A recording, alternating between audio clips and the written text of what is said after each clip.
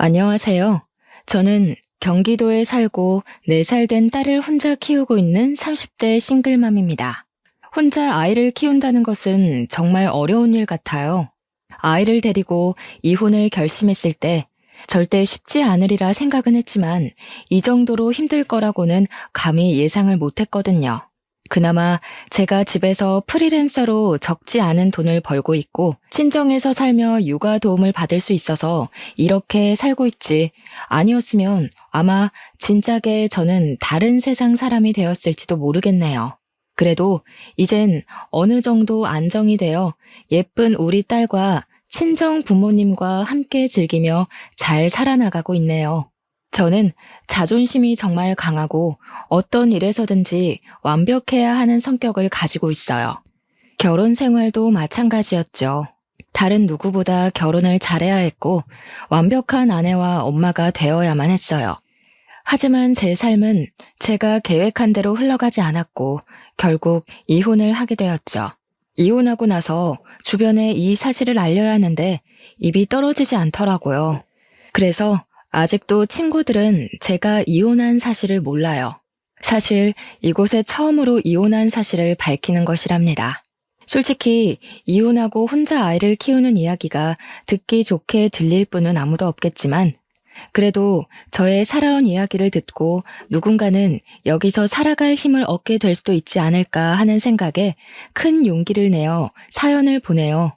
저는 앞서 말한 바와 같이 공부도 꽤 잘했고 좋은 대학 건축공학과를 나와 아주 좋은 회사에 입사했어요. 처음 입사한 회사였음에도 어린 친구가 일도 잘하고 성격도 좋다고 인정받으며 입사 동기보다 더 빠른 진급을 할 수가 있었죠. 이렇게 승승장구의 인생을 달리고 있는데 어느 날 모르는 번호로 문자가 왔어요. 혹시 이정희 씨 핸드폰 맞냐고요. 그래서 제가 이정희 맞는데 누구시냐고 했더니 제가 초등학교 때 정말 많이 좋아했던 남자 동창 김동근이었어요. 동근이와 저는 인생에서 가장 순수했던 초등학교 시절 서로 너무 좋아했어요. 우리는 항상 아침마다 만나 손을 꼭 잡고 등교를 했어요. 그 모습을 본 친구들이 다들 놀렸지만 그래도 꿋꿋이 손을 잡고 초등학교 6학년까지 같이 등하교했어요. 학교가 마치면 서로의 집에 놀러가 부모님께 인사를 드리고 같이 놀고 책도 읽고 간식도 먹으며 시간을 보냈죠. 전교생이 다 알고 선생님들도 다 알 정도로 유명한 커플이었지만 졸업 후 다른 중학교로 가며 자연스럽게 연락이 끊겼어요. 이랬던 친구에게 연락이 오니 너무 반가웠어요. 그래서 퇴근 후 바로 동근이에게 전화를 걸었죠. 동근이도 마침 우리 회사 근처에 다니고 있었고 그렇게 우리는 몇 번 만나 연애를 시작하고 결혼까지 했어요. 이제는 시부모님이 된 동근이네 부모님도 저를 원래 알고 계셔서인지 매우 잘해주셨고 우리 부모님도 코 질질 흘리며 손잡고 다니던 아이들이 어른이 되어 다시 만난 것을 보면 보통 인연은 아닌 것 같다며 우리의 시작을 응원해 주셨어요. 이렇게 우리는 모두의 축복 속에 아무 문제 없이 결혼하게 되었어요. 결혼 후 바로 저는 임신을 했어요. 임신한 후에도 꼼꼼하고 완벽을 추구했기에 회사에서도 여전히 인정받으며 일을 했고 집에서도 청소며 빨래며 음식이며 완벽하게 집안을 꾸려나갔어요. 시부모님께 일주일에 2번씩 안부 전화도 꼬박꼬박 드리고 생신 때는 제가 직접 장을 보고 생신상을 차리기도 했죠. 매일 아침 6시에 기상을 하고 8시면 집에서 나와 회사로 출근을 하고 7시에 퇴근해서 집에 오면 집안일하며 하루를 마무리했어요.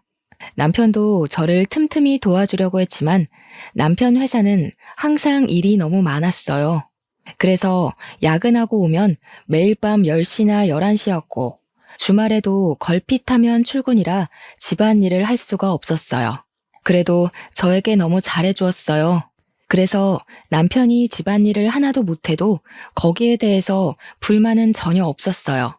우리 둘이 합치면 돈도 적지 않게 벌고 집안에서도 회사에서도 정말 완벽에 가까운 생활에 행복함을 느끼며 살고 있었죠. 뱃속의 아기도 저의 행복함을 아는지 주스에 맞게 건강히 잘 크고 있었고, 임신 9개월 차에 들어서며 1년의 육아휴직에 들어갔어요. 육아휴직 첫날 아침, 평소처럼 아침 일찍 눈이 떠졌어요. 남편은 출근하고 저는 집에서 그동안 회사 다니느라 바빠서 꾸미지 못했던 아기의 방을 정리하려는데 갑자기 진통이 오기 시작하더라고요. 가진통이라고 하기에는 너무 아팠고 주기도 제법 일정했어요. 뭔가 느낌이 이상해서 택시를 불러 병원을 향했어요. 병원에서는 출산이 시작되었으니 얼른 보호자에게 연락하라고 하더라고요. 저는 남편과 부모님, 그리고 시댁에 연락을 했어요. 남편은 저의 연락에 바로 오고 시어머니도 바로 오셨어요. 그리고 부모님은 일이 있어서 지방에 내려가셨다고 빨라야 오늘 밤늦게 갈 수 있다고 하시더라고요. 저는 남편도 있고 시어머니도 있으니 걱정하지 말고 일 보고 천천히 오라고 말씀드렸어요. 본격적인 진통이 시작되면서 양수가 터졌어요. 그런데 아기가 위에서 내려오지 않는다고 하더라고요. 게다가 진통의 주기는 점점 짧고 심해졌어요. 태어나서 처음 느낀 뭐라 말로 표현할 수조차 없는 진통에 정말 이러다 죽겠다 싶었어요. 양수도 터진 데다가 오랜 진통으로 지칠 대로 지쳐서 이제는 힘을 줄 수도 없는 상황이 되었죠. 의사 선생님은 이대로면 산모와 아기 모두가 위험할 수 있다고 판단되어 수술을 해야겠다고 하셨어요. 뭐, 수술한다고요? 안 돼요. 조금 더 자연분만으로 해봐요. 양수도 터졌다면서요. 조금만 더 시도해주세요, 선생님. 어머님, 지금 이대로 가면 아기도 위험하고 산모도 위험합니다. 지금 바로 수술해야 해요. 아유, 선생님, 수술하면 아기가 멍청해지고 허약하대요. 안 그래도 우리 집 첫 손주가 딸이라서 심란한데 그 딸마저 멍청하고 허약하면 어째요? 의사 선생님이 책임질 거예요? 아니, 세상에 제왕절개로 태어나는 사람이 50%가 넘는데 그럼 세상의 절반은 다 멍청하고 허약하답니까? 어디서 듣고 오셨는지 모르겠지만 의학적으로 전혀 근거 없는 이야기예요. 지금 당장 산모 수술해야 한다고요. 나 젊을 때는 밤새 진통해도 수술 없이 애들 잘만 낳았는데 왜 안 된다는 거예요? 그래서 출산하다가 돌아가시는 분도 많았죠. 지금 이런 말할 시간 없고요. 저는 환자분이 무사히 출산을 하게끔 도와야 하는 의사이기에 수술할 겁니다. 그리 아세요. 결국 의사 선생님 말씀대로 저는 수술실로 들어갔어요.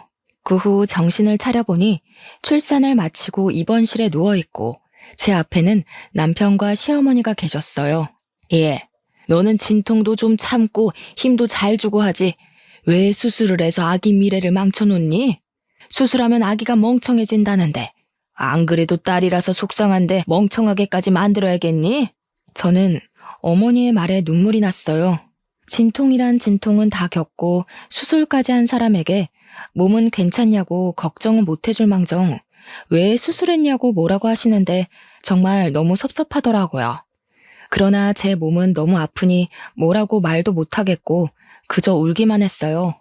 울고 있는데 친정엄마가 들어오시더라고요. 팅팅 부은 얼굴로 눈과 코가 시뻘개져서 울고 있는 제 모습을 보고 엄마는 깜짝 놀라셨어요. 사돈 왔어요? 아니, 얘가 좀만 더 힘주면 자연분만으로 나을 수 있는데 그걸 못하고 수술을 했지 뭐예요. 사돈도 아시죠? 수술해서 아기 낳으면 허약하고 멍청해지잖아요. 이제 엄마면 좀 아픈 것도 참고 해야지. 그걸 못 참아서. 뭐라고요? 그럼 지금 자연분만 못했다고 이제 막 마취해서 깨어난 아이에게 잡돌이 하셨어요? 잡돌이는 아니고 그냥 아쉬워서 그런 거죠. 아쉬워서. 아쉽긴 뭐가 아쉬워요. 수술해서 아기가 잘못됐어요? 어디 아프대요? 김서방, 아기 뭐 잘못됐어? 아기는 건강히 태어났습니다.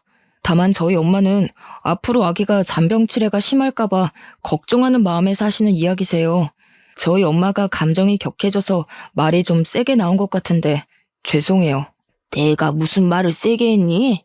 너 지금 장모 왔다고 편드는 거냐?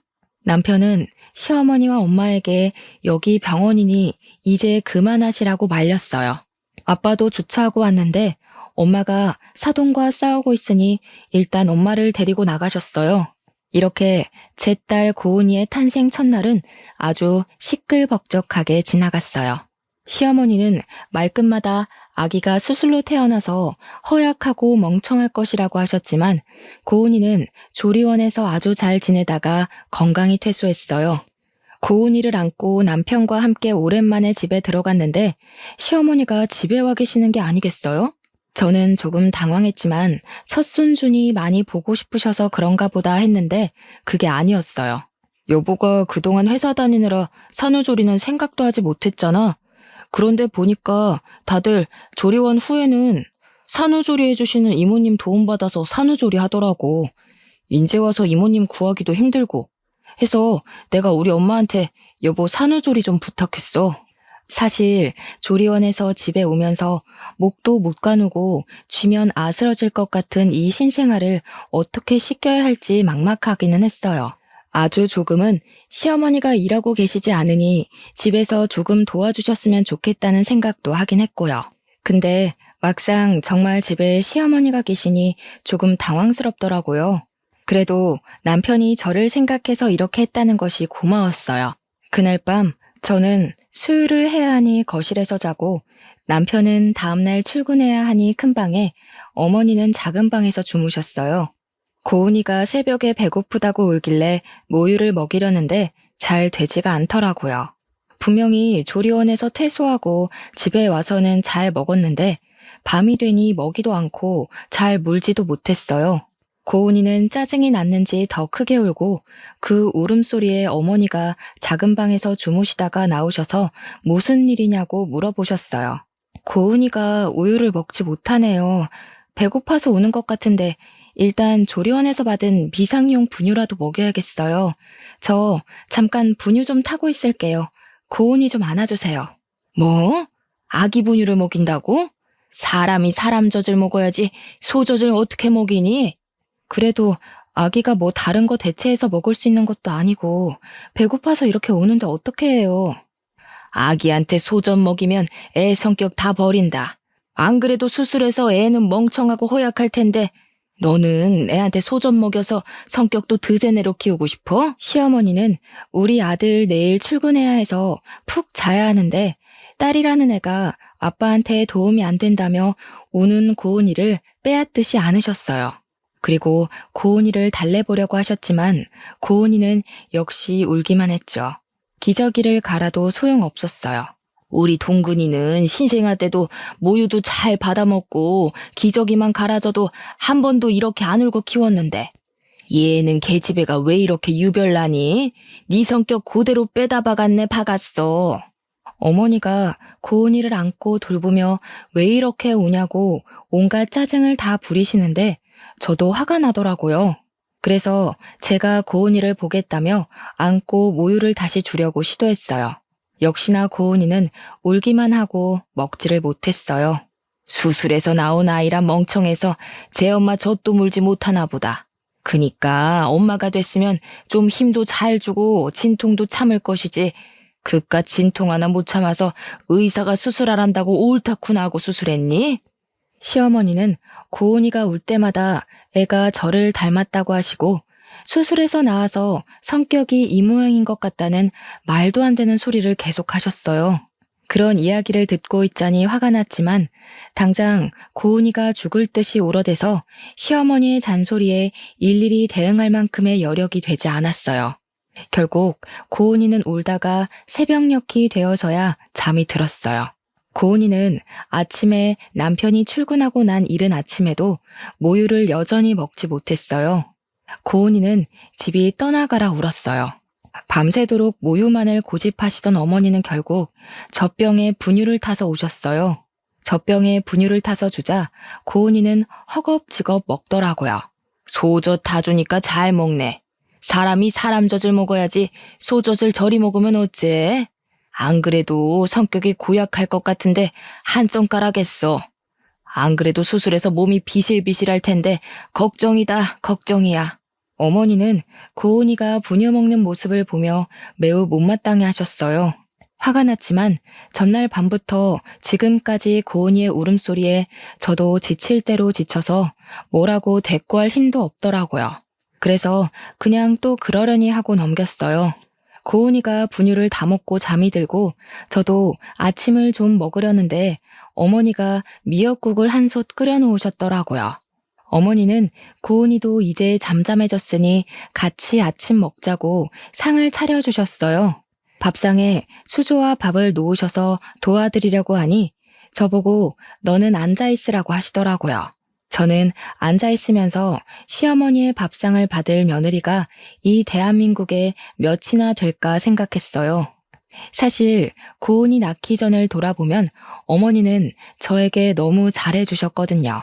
제가 임신했을 때 먹고 싶은 음식이 있다고 하면 바로 만들어주시고 시댁에서도 설거지 한 번을 시키지 않으셨어요. 이렇게 좋으신 분인데 지금은 산후조리해 주시느라 어머니도 피곤하셔서 말이 다소 거칠게 나오는 것뿐이지 제가 싫거나 한 건 아닐 것으로 생각했어요. 정말 감사히 밥을 먹으려는데 제 미역국 그릇에는 미역에 국만 없이 맑은 국물만 있고 어머니 본인의 국그릇에는 미역에 소고기까지 잔뜩 있더라고요. 어머니, 저를 생각해서 이렇게 미역국 끓여주신 건 너무 감사한데요. 저도 미역 좀 주세요. 미역을 많이 먹어야지 붓기도 빨리 빠지고 회복이 잘 된대요. 저는 제가 이 말을 하면 어머니가 본인의 국그릇을 제 국그릇과 바꿔주실 줄 알았어요. 그런데 어머니는 미역이 하나도 없다며 점심때 준다는 말씀만 하시고는 혼자 미역과 소고기를 다 드셨어요. 저는 기분이 확 상해서 밥 먹기 싫었지만 먹는 것 가지고 뭐라고 하는 것도 좀 그래서 그냥 꾸역꾸역 먹었네요. 아침 이후 점심, 저녁 식사에 모두 제 국그릇엔 소고기는커녕 미역도 없었어요. 그뿐만 아니라 고은이가 울 때마다 어머니는 내가 수술로 아기를 낳아서 애가 이 모양이라고 하시며 한 번은 안아주시지 않았어요. 오히려 어머니는 작은 방 문을 걸어 잠그시고 낮잠을 주무시거나 핸드폰으로 영상을 시청하셨죠. 저는 그 시간 동안 우는 고은이를 돌보느라 제대로 쉬지도 못했네요. 고은이가 울다가 잠이 들고 어머니도 낮잠을 주무실 때 물 좀 먹으려고 냉장고를 열었는데 남편이 좋아하는 매운 반찬이 가득하더라고요. 솔직히 모유 수유를 생각보다 일찍 끝내서 저도 먹을 수 있었지만 만약에 지금 모유 수유 중이었다면 이 집에서 제가 먹을 수 있는 것이라곤 미역과 소고기 하나 없는 미역국뿐이었어요. 냉동실을 보니 저는 항상 비상용으로 국을 얼릴 때도 전자레인지 사용이 가능한 용기에 소분해서 얼렸는데 비닐봉지채로 국이 얼려 있더라고요. 그 밖에 생선, 오징어도 비닐봉지 그대로 얼려 있었어요. 한마디로 냉동실은 난장판이 되어 있었어요. 당장 다 꺼내서 정리하고 싶었지만 고은이가 또 울어서 어쩔 수 없이 그냥 두었네요. 그렇게 전쟁 같은 하루가 지나고 밤이 되어 남편이 퇴근했어요. 어머니는 남편이 오자마자 오늘 미역국 끓여서 제 밥상 차려주고 고은이도 봐주느라 온몸이 쑤신다고 하셨어요. 어머니의 이야기만 들은 남편은 세상에 이런 어머니가 어딨냐며 우리 엄마한테 효도하라고 하더라고요. 어머니가 제 밥상을 차려주시기는 했지만 고기나 미역이 하나도 없는 맑은 국만 차려주셨고 고은이를 봐주기는커녕 종일 단 한 번도 안아주시지도 않았는데 그런 이야기를 듣고 있으니 짜증이 나더라고요. 어머니는 오늘 종일 작은 방에서 주무시거나 핸드폰만 보고 계셨잖아요. 고은이를 안고 먹이고 씻기고 한 건 전데 왜 어머니가 온몸이 쑤시는지 모르겠네요. 아까 잠깐 낮잠 잔 거로 그러는 거니? 어제 고은이가 우는 통에 잠을 거의 못 잤잖아. 그래서 피곤해서 잠깐 작은 방에서 잠을 잔 거였는데 그때 고은이가 많이 울었나 보네. 우리 아가 오늘 힘들었겠다. 내일은 내가 고은이 많이 볼 테니 넌 좀 쉬어. 알았지? 아들 앞이라고 목소리가 싹 바뀌어서 사근사근하게 이야기하시는데 정말 기가 막히더라고요. 저는 소고기나 미역 하나 없는 미역 국물만 먹었다고 이야기하려고 했지만 종일 일하고 온 남편이 너무 피곤해 보여서 더 이야기하지 않았네요. 이렇게 속 터지고 답답한 생활이 일주일째 계속되었어요. 일주일이 지나자 어머니는 언제까지 자신이 밥을 차려줘야 하냐며 제가 알아서 밥 차려 먹으라고 하더라고요. 저는 그런 어머니가 빨리 집에 가셨으면 하는데 자꾸 저의 몸 상태로 고은이를 잘 돌볼 수 있겠냐며 걱정된다며 가시지 않았어요. 그래서 저의 몸이 많이 회복되고 고은이를 잘 돌보면 빨리 가시지 않을까 하는 생각에 고은이가 자는 동안 미역국도 끓이고 반찬도 몇 가지 만들어 밥상을 차렸어요.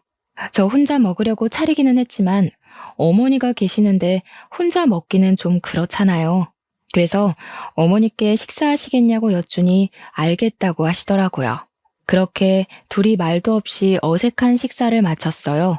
다 먹고 나서 아직 어머니가 설거지 정도는 해주시리라 기대했지만 역시나 설거지도 제 몫이었어요. 그렇게 저 혼자 반찬하고 아기 보고 어머니 배고프시다니 밥상도 차리고 설거지도 하는데 과연 이것이 저의 산후조리인가 아니면 시어머니의 산후조리인가 싶더라고요. 답답한 마음에 밤에 어머니 주무실 때 남편에게 하소연도 했지만 남편은 어머니라고 편하시겠냐며 나이 드시고 힘드신데 그래도 며느리 생각해서 이렇게 계시는데 조금만 더 참으라고 하더라고요. 제가 회복되는 모습 보면 바로 가실 것이라고요. 그렇게 힘들고 답답한 일상을 이어가던 중 제 여동생 정은이가 조카 고은이를 보러 왔어요.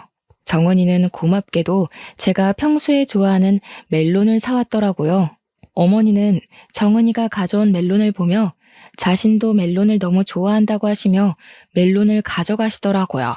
그러더니 주방에서 멜론을 깎으시길래 우리에게 주시려는 줄 알았는데 깎은 멜론을 들고 잘 먹겠다며 작은 방에 들어가셨어요. 결국 손님으로 온 정은이가 자신이 사온 멜론을 직접 깎아서 먹었답니다.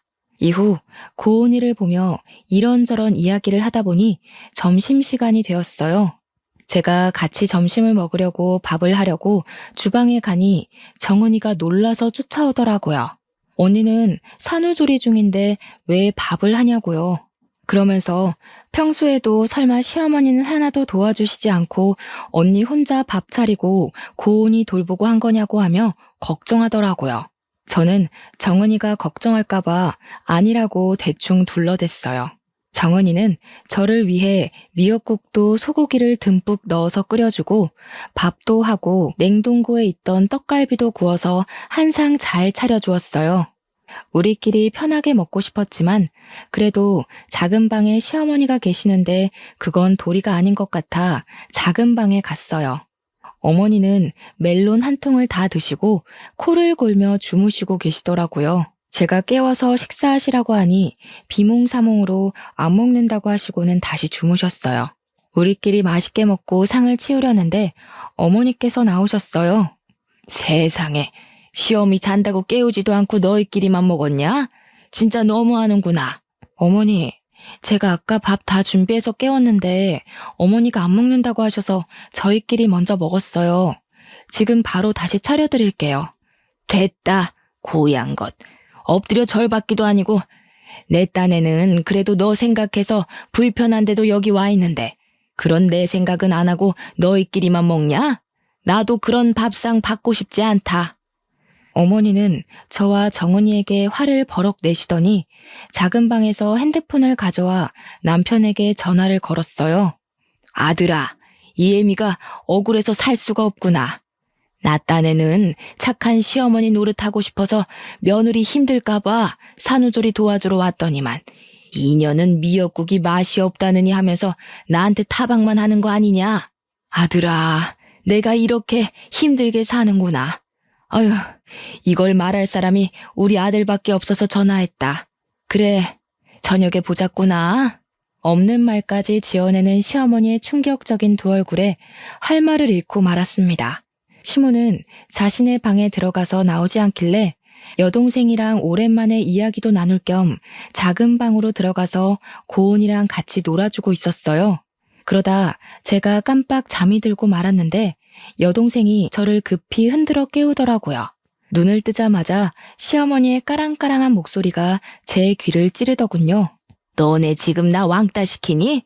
아니, 너희들끼리 음식도 맛있는 거 시켜 먹으면서 하하호호 작은 방에서 무슨 얘기를 그렇게 오래 하니? 너희 설마 시애미 흉 봤니? 맞네 맞아.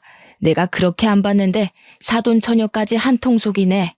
서러워서 살겠니? 어휴. 일방적으로 말을 쏟아내고 방문을 쾅 하고 닫고 나가셨습니다. 저는 잊지도 않은 말을 술술 지어내는 어머니의 행동에 너무 당황했어요. 그리고 정은이에게 이런 어머니의 모습을 보여주기 부끄러워 일단 정은이는 집으로 급히 보냈어요. 그날 저녁, 매일 야근으로 늦게 오던 남편이 칼퇴근하고 일찍 집으로 왔어요. 아까 엄마가 전화해서는 처제 불러서 어머니 흉봤다던데 사실이야? 너는 어떻게 너 산후조리 해준다고 오신 엄마한테 그렇게 할 수가 있어? 얘야, 됐다. 안 그래도 아기 낳고 힘들 우리 며느리한테 그런 소리 하지 마. 원래 여자들이 아기 낳고 하면 우울해서 조그만 일에도 서운해하고 그런 거야. 아기 신생아 때는 남편과도 죽일 듯이 싸우는데 시어미인 나한테는 얼마나 그간 불만이 많았겠니? 어머니가 나를 다 이해한다는 식으로 얘기하시며 화난 남편을 달래시는데 제가 귀신에 홀린 것도 아니고 이건 뭔가 싶더라고요. 솔직히 그동안 어머니 고은이 한 번도 안아주시지 않으셨어. 그래, 그건 이해해. 고은이는 어머니 딸이 아닌 내 딸이니까. 그런데 산후조리 해주신다고 오셔서 내가 삼시세끼 밥상 다 차려드리고 설거지도 했어. 알아? 지금 고은이 갓 출산한 것도 아니고 이제 이 정도 지났으면 밥도 하고 설거지도 좀 할 수 있는 거 아니야? 그럼 뭐 평생 산후조리랍시고 우리 엄마 밥상만 받아 먹으려고 했어? 그리고 처음에는 우리 엄마가 너 미역국도 끓여주고 했잖아. 미역국? 그래, 미역 국물 끓여주셨지. 미역국이라고 주셨는데 국에 고기는커녕 미역 한 줄기도 안 보이더라. 진짜 내가 요새는 이게 나의 산후조리인지 어머니의 산후조리인지 모르겠어. 이럴 바엔 차라리 어머니 집에 가시고 나 혼자 있는 편이 낫겠어. 아이고, 이 늙은이는 사라져야지. 네 마음 잘 알겠다. 내가 있는 게 오히려 너에게 스트레스니 이 늙은이는 가마. 어머니는 제 이야기를 듣고 엄청 속상한 표정을 지으시며 작은 방으로 가셨어요. 그러고는 어머니의 짐을 다 챙겨서 나오시더라고요. 엄마, 지금 왜 다 챙겨 나왔어? 지금 가게? 이렇게 어두운데 어디를 가? 가더라도 내일 날 밝으면 가고 오늘 밤은 우리 집에서 자요. 내일 주말이라 쉬니까 내가 집까지 모셔다 드릴게. 이 늙은이 이 집에서 필요도 없는데 빨리 나가줘야지. 그리고 동근아, 정희한테 너무 뭐라고 하지 마라. 여자가 출산하고 나면 호르몬 변화로 성격 좋은 사람들도 화가 많아지고 작은 일에도 울고 그래. 그러니까 네가 이해해줘.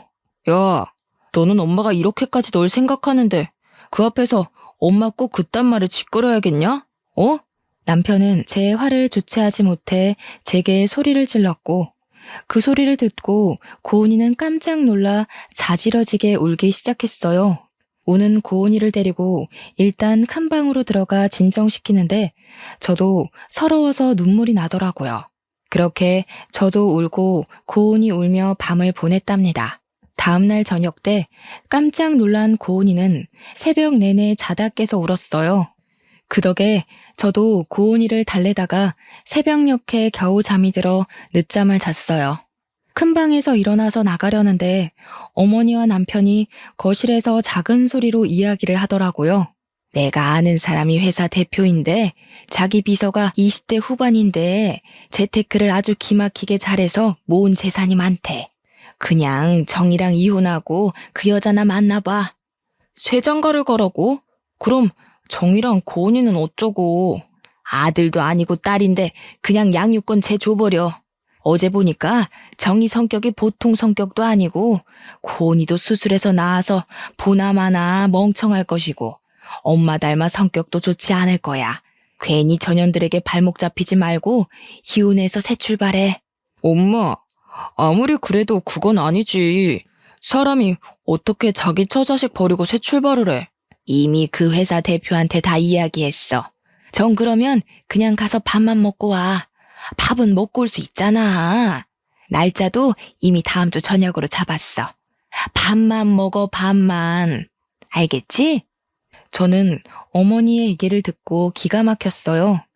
그런데 여기서 다 들었다고 나가면 분명히 어머니는 시치미를 뚝 떼며 아니라고 할 것이 분명해서 일단 듣고 가만히 있었어요. 방에 있는데 생각할수록 어이가 없어서 정은이한테 카톡으로 제가 들은 이야기를 다 말했어요. 그런데 정은이가 뭔가 자기 이야기 같다고 하는 거예요. 얼마 전에 회사 대표님이 자기에게 좋은 사람이 있다며 소개해준다길래 다음 주에 날짜를 잡았다는 거예요. 생각해보니 정은이도 회사 대표의 비서예요. 그리고 어릴 때부터 금융에 관심이 많아서 주식, 부동산 등에 투자하며 돈을 잘 굴렸고, 그래서 지금 가진 돈도 많아요. 저와 정은이는 남편이 소개받을 사람이 바로 제 동생이라는 확신이 들었어요. 이거 어떻게 해야 하나 고민하고 있는데 정은이에게 카톡이 오더라고요. 언니는 형부랑 어떻게 하고 싶냐고요. 솔직히 수술해서 낳은 애라서 멍청하다. 소젖 먹고 커서 성격이 고약하다는 등의 막말하고 산후조리한답시고 오셔서는 저에게 매일 밥상을 요구하시는 모습에 더는 가족으로 살지 못하겠다 생각하고 있었거든요. 게다가 남편은 그 사이에서 중간 역할도 못하고 무조건 지 엄마 편이니 이혼하고 싶다고 솔직히 이야기했죠. 정은이는 그럼 어차피 이혼할 거면 일단 조금 더 참고 살다가 복수라도 시원하게 하고 끝내라고 하더라고요. 일단 소개팅은 무산시키지 않고 진행하기로 했어요. 단 시어머니와 남편이 여동생의 얼굴을 알고 있으니 연기자 준비를 하는 여동생 친구에게 부탁해서 대신 나가달라고 했죠. 그리고 다음 데이트 약속까지 잡고 오라고 부탁했어요. 드디어 소개팅 날. 남편은 제게 야근한다고 하고 여동생의 친구와 소개팅을 했어요. 정은이는 몰래 숨어서 자기 친구와 형부가 소개팅하는 장면을 지켜봤어요. 저는 고은이를 봐야 하니 가지는 못했지만 정은이가 실시간으로 사진을 찍어서 보내줬어요. 맨날 고은이 보느라 집에서 꾸밀 틈이 없는 저만 보다가 늘씬하고 예쁜 20대 여성을 보니 좋은지 표정이 아주 좋아 죽더라고요. 남편이 먼저 여동생의 친구에게 다음 데이트는 언제 할지 물었고 그 주 주말에 둘이 만나기로 약속을 잡았다고 하더라고요. 주말이 되었어요. 남편은 회사 사람들과 낚시하러 간다고 하며 정장을 쫙 빼입더라고요. 그래서 제가 낚시하는데 웬 정장을 입었냐고 물으니 친구가 결혼식을 해서 결혼식 갔다가 회사 사람들과 낚시한다고 하더라고요. 역시 남편은 여동생의 친구를 만났고 남편이 손도 잡고 어깨 동무도 하더라고요.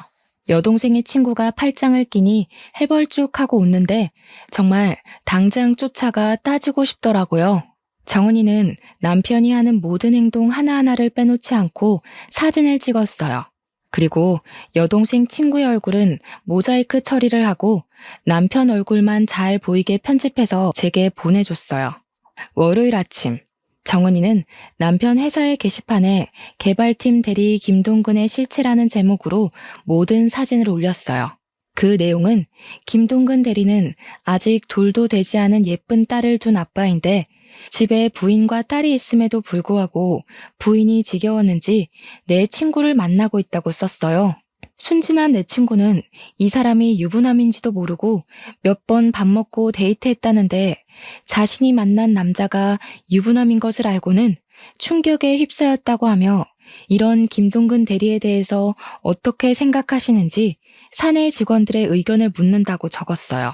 댓글을 보니 누군가가 김동근 대리는 회사에서 평이 아주 좋은 분인데 그럴 리가 없다며 그냥 와이프와 데이트한 것인데 오해하고 쓴 글 아니냐고 하더라고요. 그런데 그 밑에 댓글을 보니 자기가 김동근 대리의 아내 되시는 분을 안다면서 그분은 키가 작고 통통한 체형인데 여기 모자이크 처리된 사진 속의 여자분은 키도 크고 늘씬한 것이 아내는 확실히 아니라고 적혀 있었어요. 그 댓글로 인해 남편은 자기 자식 낳아준 아내를 버리고 새로운 여자를 찾아 나선 천하의 나쁜 놈이 되어버렸어요. 저는 동생의 작품에 감탄하며 저는 저의 복수를 시작했어요. 저는 작은 방에서 주무시고 계시는 어머니의 핸드폰을 가져왔어요. 그리고 어머니의 핸드폰에 카톡으로 들어가 정은이가 보내준 사진들을 첨부했어요. 그 밑에는 이명자님의 아들 김동근은 딸이 있는 가정의 가장인데 부인이 지겨웠는데 새로운 여자를 만나고 있다는 내용을 함께 적어 카톡에 저장된 모든 지인에게 전송했어요.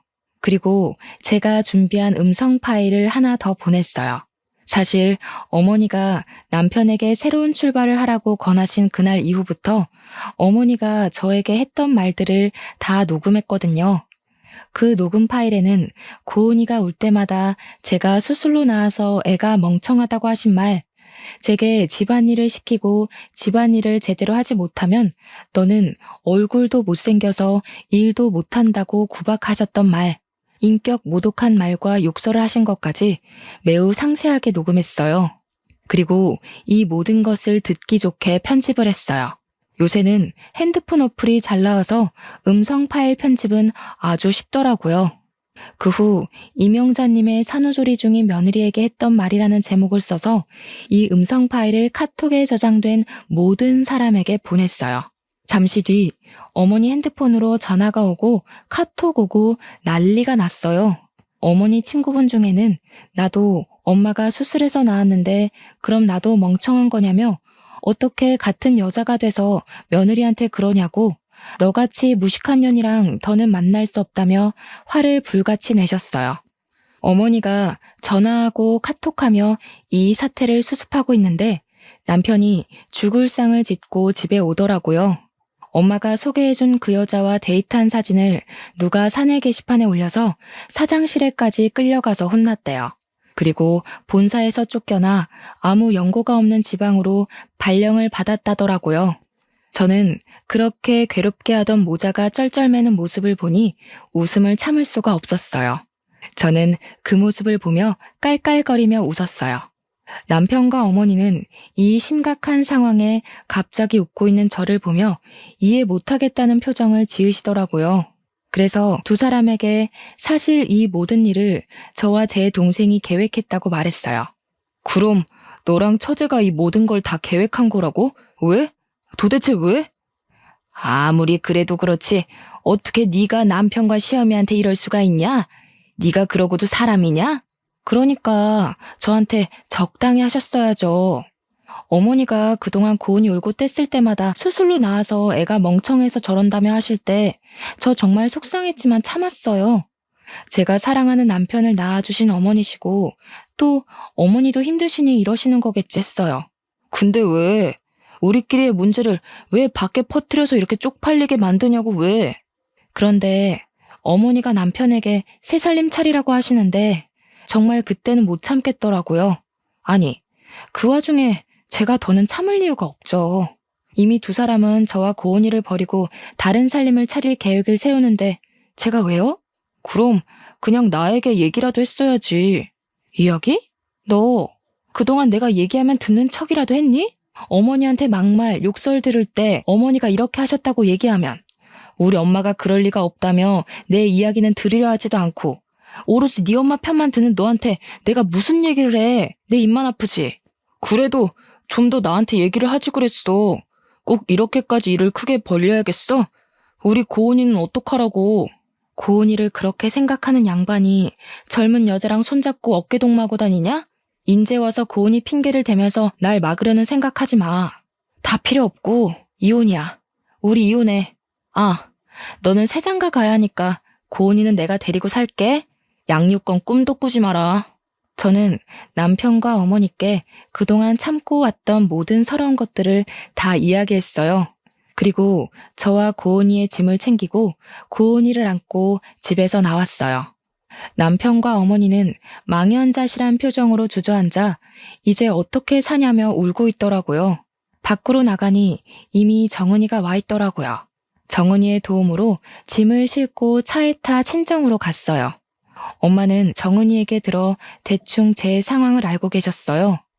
그러면서 그런 집구석에서 참고 있는 건 멍청이 같은 짓이라고 하시며 그동안 고생했다고 저를 꼭 안아주셨어요. 엄마에게 행복하게 잘 사는 모습 보여드리고 싶었는데 그러지 못하고 이혼이라는 큰 부류를 저지르고 왔는데도 뭐라고 하지 않으셨어요. 오히려 잘했다고 이야기해 주시니 너무 감사하고 죄송하더라고요. 그 뒤로 우리의 이혼은 빠르게 진행되었어요. 시어머니는 부끄럽다고 지인들과 연락 다 끊고 남편 따라서 아무도 알지 못하는 지방에서 있는 듯 없는 듯 살고 계시다고 하더라고요. 저는 제가 다니던 회사 인사부 팀장님이 제 사정을 어떻게 아시고 사무실 직원에서 재택 프리랜서로 전환해 주셨어요. 그 덕에 친정에서 고은이를 돌보며 일을 할 수 있게 되었어요. 그리고 싱글맘들을 위한 작은 모임도 만들었어요. 제가 싱글맘이 되어보니 생각보다 너무 힘들더라고요. 경제적인 여건도 되고 친정의 도움을 받는 저도 이렇게 힘이 드는데 그렇지 못한 상황에 놓인 싱글맘들은 정말 너무 힘들겠더라고요. 그래서 싱글맘들끼리 모여 서로 위로해주고 도와주면 좋겠다 싶었거든요. 그리고 모임 멤버들 중에서 여건이 되는 사람들끼리 모여 봉사활동을 꾸준히 하고 있어요. 그 결과 얼마 전에는 시에서 좋은 일 한다고 봉사상도 받았답니다. 공부도 일도 생활도 모든 것이 완벽해야만 했던 제가 이렇게 이혼 이야기하며 사연을 보내기까지 정말 많은 고민을 해야 했어요. 글을 써놓고 보낼지 말지 오랜 시간 생각하다가 이혼한 저 자신을 자체로 인정하고 받아들이기 위해 큰 결심을 하고 드디어 이렇게 사연을 보내네요. 그동안 꽁꽁 숨겨왔던 저의 비밀 이야기를 털어놓고 나니 속이 다 후련하고 시원하네요. 사실 처음에 이혼하고 나서 저는 결혼과 인생에 실패한 사람이라며 자책만 하고 살았어요. 그러나 저만 보면 사랑스럽게 웃어주는 우리 고은이를 보며 살아갈 희망을 얻고 용기를 내었네요. 아마 제 사연을 듣고 있는 분 중에도 저처럼 이혼하시고 저의 지난날처럼 힘들어하시는 분들도 계실 거예요. 물론 이혼을 하면 많이 힘들죠. 하지만 이혼은 실패가 아니라 새로운 인생의 시작일 뿐이라는 생각으로 열심히 살아내셨으면 좋겠어요. 저 역시 이혼의 아픔을 딛고 이겨내서 앞으로도 더 열심히 살아가겠습니다. 제 아무리 추운 겨울이라고 해도 시간은 흐르고 흐르면 언젠간 반드시 따뜻한 봄날이 오잖아요. 지금 너무 힘든 시간을 보내고 있다고 해서 너무 절망에 빠져 있지는 마세요. 언젠가 우리의 인생이 흐르고 흐르다 보면 반드시 봄날이 올 것이에요. 그러니 우리 모두 힘내서 하루하루를 최선을 다해 열심히 살아봐요. 오늘도 다들 파이팅입니다. 지금까지 저의 사연 들어주셔서 감사합니다.